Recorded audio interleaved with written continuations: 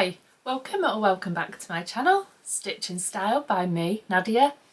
And today I'm really excited to be doing another Friday sews and sharing with you two dresses that I managed to sew this weekend. So I had a very free weekend and I could dedicate a lot of time to sewing. So I'm really happy that I got two dresses done. Now, before I share with you my dresses, I'm just going to share with you what I'm wearing today because I modified them slightly since I last showed them to you, and I thought I would just give you an update on what I've done. I'll just take my cardigan off and I'll just undo the straps as well of this so you can kind of see my t-shirt. This t-shirt is one that I made a few weeks ago. It's a plantain tee by Deer and Doe in this stripy cotton jersey, and I was never happy with how the neckline sat. Anyway, I had washed it and some of the stitches had come out of the neckband and there were a few little holes that I needed to fix. What I decided to do was to do another stitching line that just made the neckband a little bit narrower, and then I stitched it down and I gave it a good press, and I'm actually really happy with how the neckline sits now. I feel like it's really improved the neckline for me. I know it's not 100% perfect because as I talked about in my previous vlog on this t-shirt, I had cut it out so it was slightly not on the grain line. So that was the first thing I did, and actually when it had got holes in it I thought, oh, I was never happy with that t-shirt anyway. You know, is it worth fixing? And definitely. So yeah, don't give up on some of your makes. And these dungarees are the Yanta overalls by Helen's Closet, and I made them in a denim fabric, but there was a paler line going across on the cross grain. It had made its way onto my front trouser leg.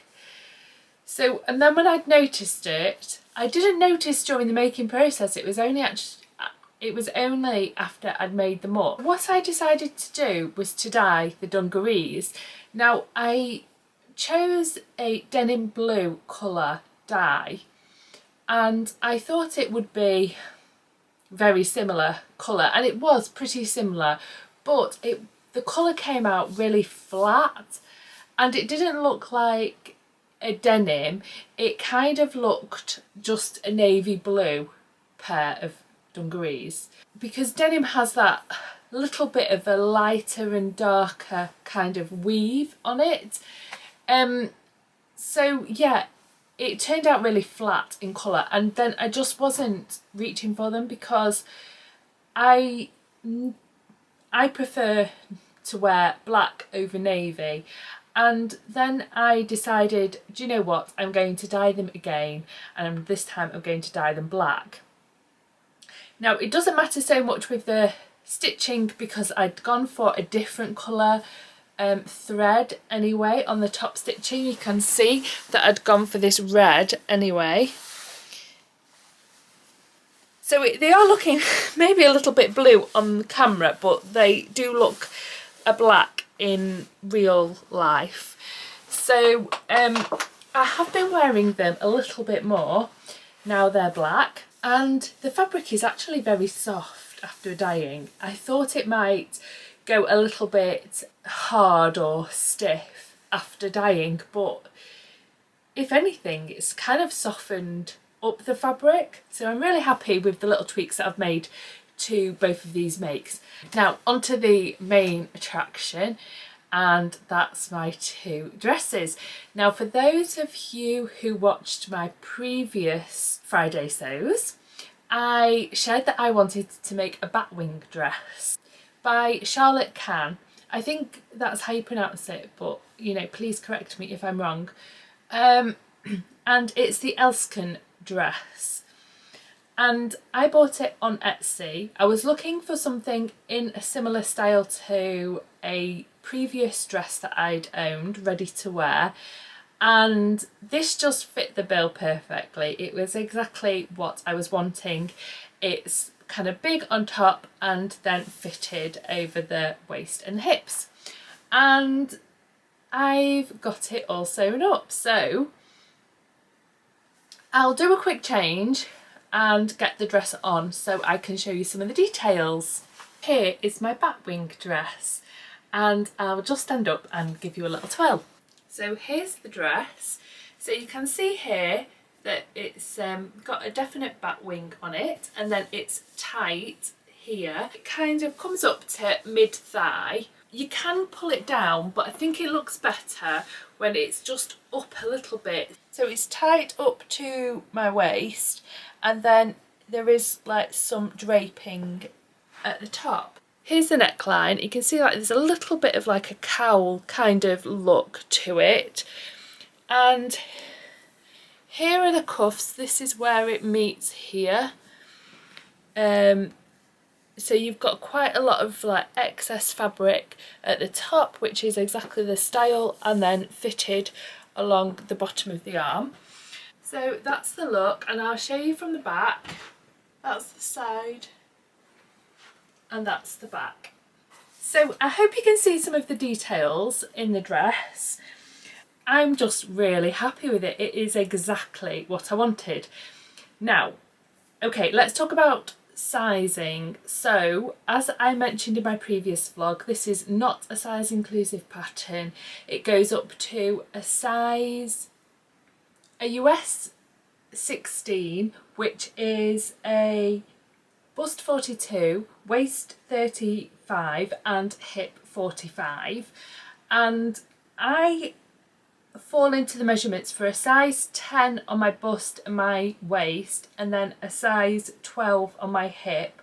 Well, actually the size is half an inch smaller for my hip on the size 12, and so I decided I was going to cut out a size 10 grade to a size 12 from the waist to the hip, but then I decided actually I was going to cut out instead the size 12 and then just grade to size 10 at the waist and back out to size 12 at the hip. The reason why I wanted to do that was because I was a little bit worried about it being too tight on my arm with the size 10, because with the Elysium bodysuit I found that quite tight on my where it finished here on my arm. I thought, oh, maybe if I cut a size 12, it's not, I'm just going to have comfort on this fitted part rather than it be too tight.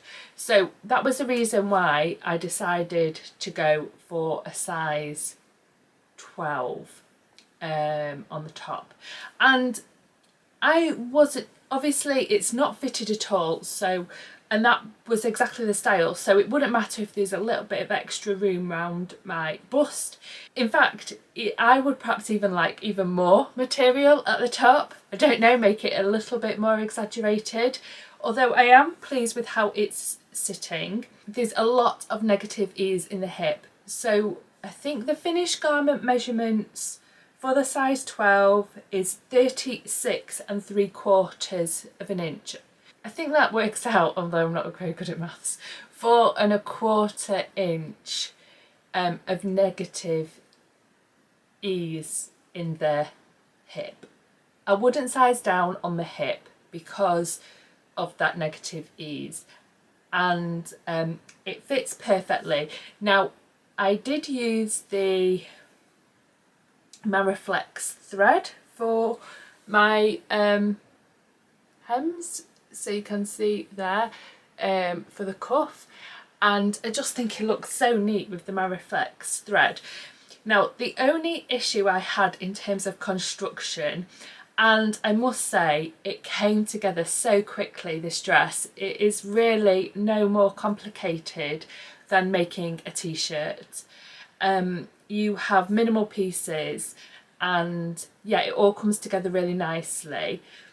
But I did find this neckband a little bit tricky.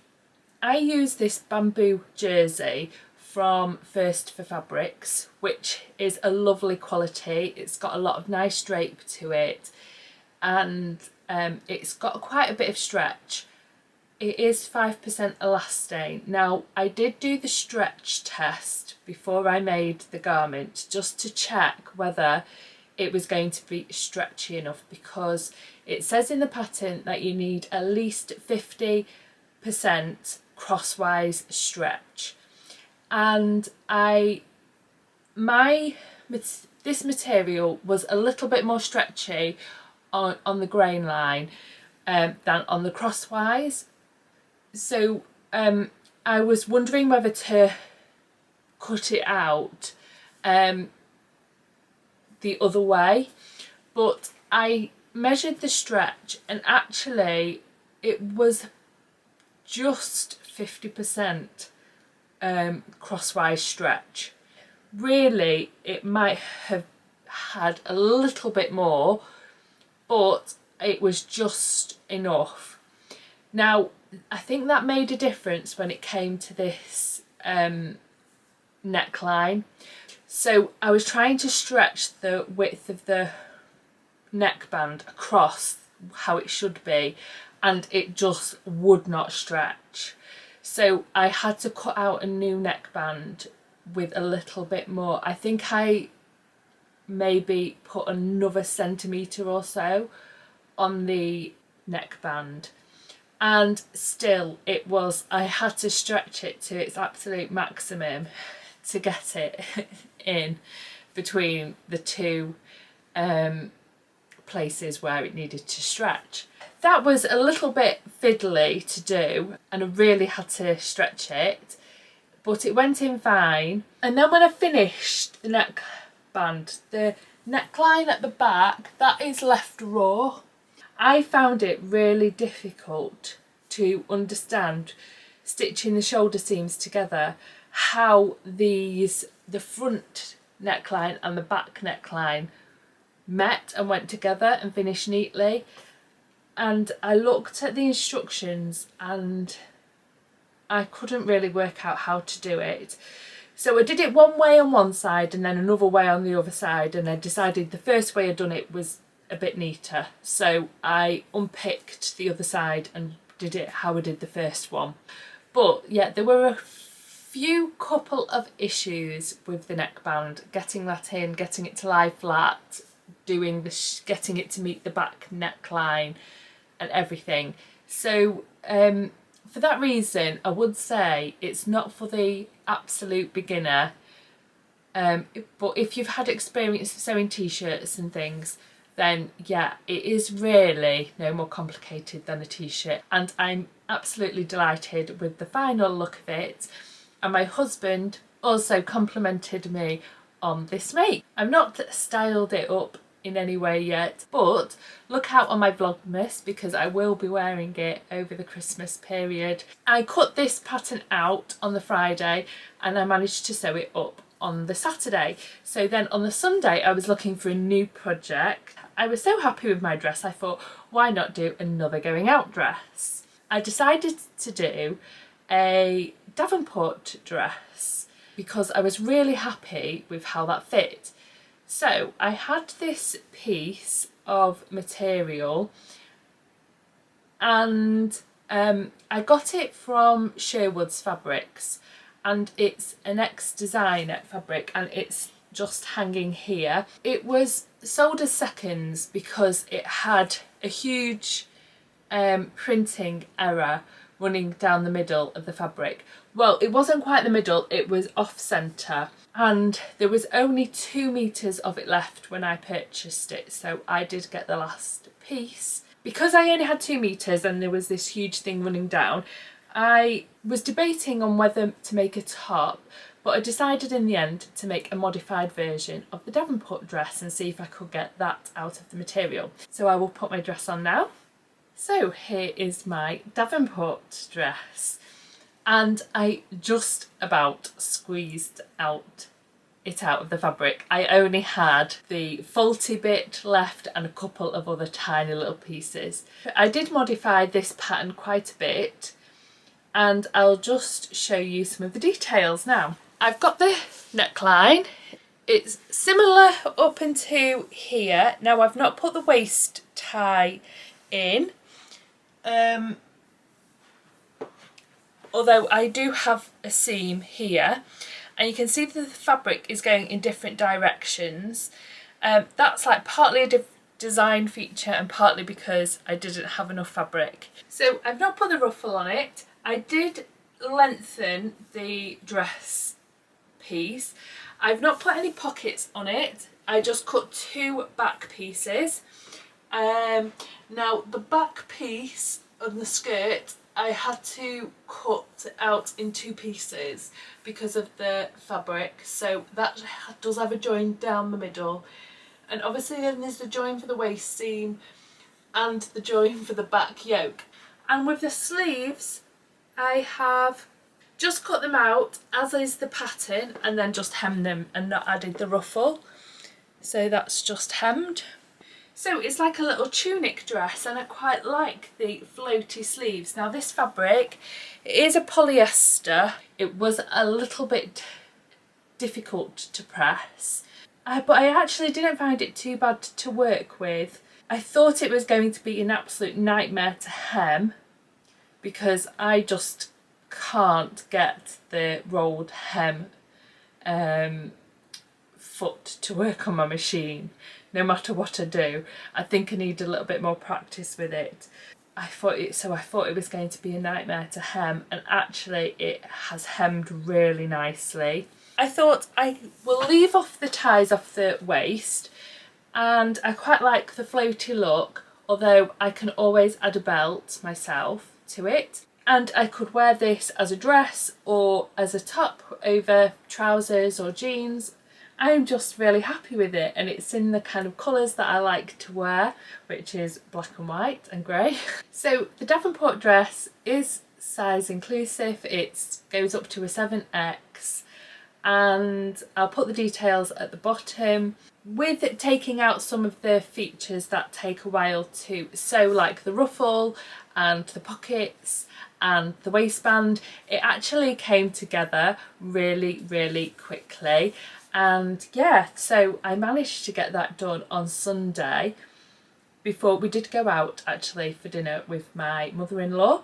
And I didn't wear the dress actually. It wasn't quite finished, so when I got back in, I just finished it off.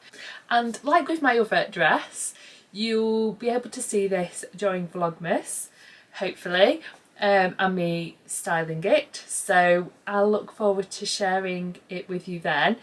But I hope you've enjoyed seeing my 2 makes this week, and I'm not going to do a Friday sews next week because I'll be doing Vlogmas by then, and I'm really looking forward to it. So I'll see you then. Bye!